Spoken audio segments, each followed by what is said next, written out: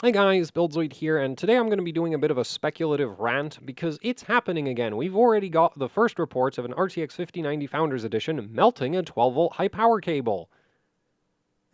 I can't say I'm surprised. Well, I'm a bit surprised that it happened so quickly, but I'm not surprised that it ended up happening because 5090s pull more power than 4090s, and 5090s still use the same crappy power connector.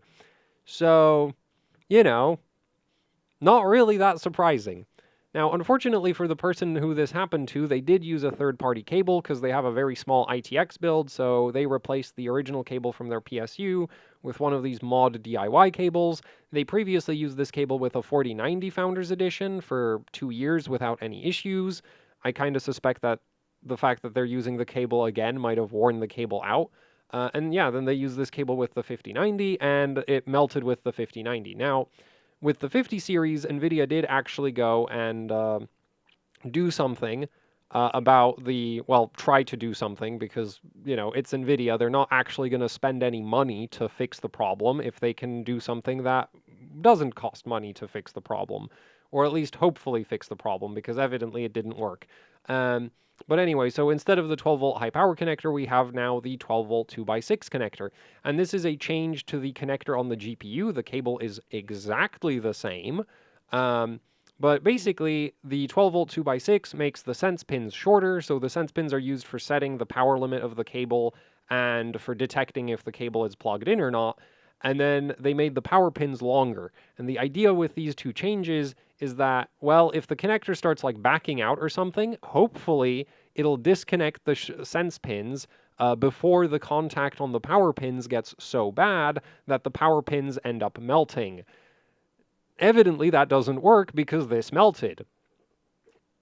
So, yeah, and I can't really say that I'm surprised. And my theory on why this still happened even with the 12-volt 2x6 is because the 12-volt 2x6 doesn't actually solve the issue of, like, do the power pins have good contact directly, right? Like, this is not actually, like, this isn't, oh, we're going to just check if the power pins are actually making proper contact. We're going to use the sense pins to hopefully detect that the connector is like backing out so much that the power pins can't are making bad contact now. And the thing is, this is a used 12-volt high power cable from a 4090. So my theory is that maybe this pin of that cable was already, worn out, like the internals of the connector itself were worn out. And so when it was plugged in, yeah, it made perfect contact with the sense pins, but it didn't actually have proper contact with the power pins because we're not measuring the contact of the power pins, right? We're hoping that the physical position of the sense pins is going to be a good enough indication of whether or not the 12-volt pins are actually making proper contact, which is insane. Just measure the freaking power. Just do what Asus did on the 4090 Matrix and on the 5090 Astral, right? Like, these are $2,000 GPUs. You can afford some extra freaking shunt resistors and some extra shunt monitoring circuitry. Like, this doesn't really cost anything, right? This is a 4090 Matrix. And Asus basically decided, like, okay, this connector sucks, so we're just going to monitor every single pin individually. So they added 6 extra shunt resistors and 2 INA 3221s from Texas Instruments. The INA 3221 is a 3-channel shunt monitoring chip, so it can monitor 3 shunt resistors. And basically the idea here is that, let's say you have 42 amps flowing through this connector. Well, if the connector is properly plugged in and the pins are in good condition and they're making proper contact, then each of these shunt resistors is going to be measuring 7 amps flowing through it. Now, if one of the pins is bad for whatever reason, be it worn out or it's not plugged in correctly or whatever, that shunt resistor is going to be seeing significantly less current from that pin than the other shunt resistors.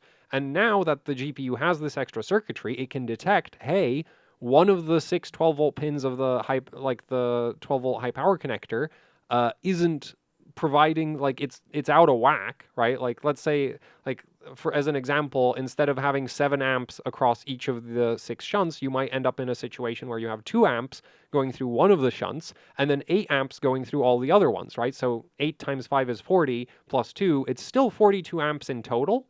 So it's still the same amount of power, but it's distributed really badly. Like one of these pins is evidently not making proper contact. It's high resistance. It's probably generating a ton of heat at this point. It's probably going to melt. Now, when this happens, as far as I know, these Asus cards give you like a software warning. Personally, I would prefer it if the card just shut down on you in this scenario. Like, I think that would be better because software can be buggy and unreliable. I think it should just turn off. I don't think you should get like a warning. Hey, you know, you're playing Battlefield and then your warning GPU, then some like pop up comes up and is like, hey, your 12-volt high power connector is about to melt. Would you like to do something about that? I think the card should just shut down, and then maybe they could add an LED somewhere on the back of the card to indicate, hey, the card shut down because of a power connector imbalance. Go check your power connections, right? Or buy a different power, like buy a new power cable. So this is how Asus is dealing with this. I really wish, like I've not seen a public demonstration of the like this safety implementation from Asus actually working in action. I really wish there was like somebody would do that with one of these, or a 5090 Astral. Because there is a, like, Gamers Nexus did do a test where they intentionally melted a, like a 4090. I think it would be really cool to see if, you know, this extra circuitry that Asus is putting on their 4090s and 5090s, like, how well does this actually work in the real world? Does it actually kick in, even in a worst case scenario where you intentionally plug in the connector plug the connector in as badly as possible? But, like, this, I think, is the proper way of dealing with this. Like, maybe not the software warning. Like I said, I personally would prefer it if the card just shut down on you because, like, your connector is potentially about to melt. It should probably just turn off and then give you a warning after the fact, not, you know, as it's happening. So,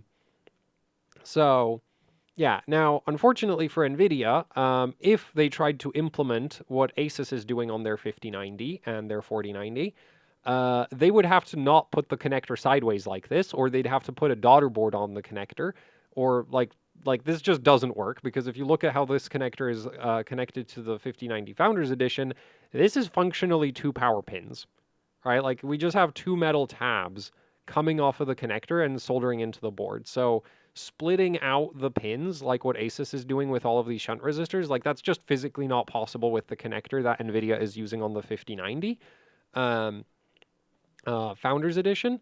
So yeah, Nvidia well, it's too late anyway, right? Like, they're not gonna like recall 5090 Founders Editions and give you a PCB that has a better power connector monitoring system.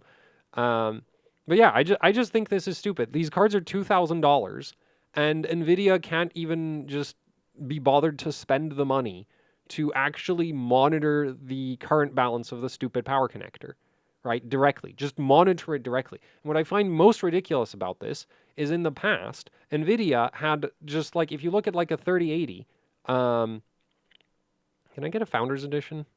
Actually, a Founders Edition is probably not ideal for this, but, well, let's see. And the reason I say it's not ideal for this is it's going to be really hard to see anything, because Nvidia really likes making PCBs that are as dense as physically possible. But on 30 series cards, you had 8 shunt resistors. Why do they have 8 shunt resistors when they only have 2 power connectors? Like, especially the Founders Edition, this literally only has 2 power connectors. Why does it have so many shunts? Right? Like, you have this and you have the PCIe slot. Those are the only 2 12-volt sources on the entire card. But yeah, if you look at one of these, we have a shunt resistor over here. So that's 1 shunt resistor, 2 shunt resistor, 3 shunt resistor. Then we should have another one, wrong card. Yeah, 4 shunt resistor, 5 shunt resistor, 6 shunt resistor, 7 shunt resistor, and I believe this is 8 over here. This is probably shunt resistor number 8. Yeah, so evidently Nvidia loves shunt resistors, right? Or at least at some point in time, they loved shunt resistors. They just put shunt resistors on freaking everything. Even on cards which literally only had 2 power connectors, you got 8 shunt resistors. And then you get to freaking the 4090 and the 5090, where we have half as many shunt resistors as standard. Nor like if you don't do what Asus did, you only get 4 shunt resistors. None of them are used for actually monitoring the current balance of the connector, and the connector keeps melting. Lovely. So yeah, and the thing is like, I know why in the past Nvidia had all these shunt resistors. The idea was for current balancing the various power inputs. And the Founders Edition, like the thing is like on the Founders Edition, the 8 shunt resistors really don't make sense for the 3080. But if you look at something like a 3080, say Supreme X, here it makes a lot more sense because you have 3 separate 8 pins. So each 8 pin has its own shunt resistor. The PCIe slot has a shunt resistor, which admittedly still only makes sense up to 4 shunt resistors. Why is there another 4? That's for like checking the power distribution between MSVDD, vCore, and memory power. And so that's why these cards had so many damn shunt resistors. Yeah, I still find it ridiculous that, we're on the 2nd generation of cards where this connector is a problem, and they're not doing anything about it. They're just like, oh, we'll just make the pins shorter. Like, no, just measure the damn power pins. Just freaking measure them. Just buy 6 shunt resistors and measure the freaking power pins. How hard is this? I mean, for the Founders Edition, it is actually pretty hard. There's not enough space on this board, but for all the other 5090s and 4090s, it's just like, there's plenty of space. Add the extra shunt resistors and just make sure that the connector is actually properly power balanced, instead of hoping that the sense pins are going to act as a good enough indicator of whether or not the connector is plugged in correctly. Because that won't tell you if the pins are worn out, right? Because like I'm guessing that's what happened here. Because like the other option is that actually these shorter sense pins aren't short enough, and this connector wasn't plugged in correctly, and it still melted. In which case, this is an even bigger fail, right? Because if like, oh, if the new 12-volt 2x6, if it's still possible to plug it in wrong, then these shorter sense pins don't work. And if it was plugged in correctly and it melted anyway, then yeah, you need to actually monitor the contact condition of the freaking power pins. These are $2,000 GPUs. This is ridiculous. Or just use more power connectors. Like, do literally anything except this. Anyway, so that's my rant, because I think this is just ridiculous. Like they're more expensive than ever, and they're not being built any better, right? Unless you count Asus. Like, Asus actually looked at the problem and they tried to come up with a solution. I think their solution makes sense. Admittedly, I've never seen it in action. Hopefully it works. Probably works better than Nvidia's not a solution. And yeah, because the thing is, if you actually monitored the current flowing through each of the freaking power pins, it wouldn't matter that you're using a third-party cable. Even if the cable wasn't good enough, the card would actually detect that the cable sucks and tell you. Actually, it wouldn't tell you. It would just shut down, right? Before it started melting. Anyway, that's my thoughts on this, and I guess thank you for watching. Like, share, subscribe. If you'd like to support the channel, I have links in the description that you could check out. That would be very much appreciated. That's it for the video. So thanks for watching, and goodbye.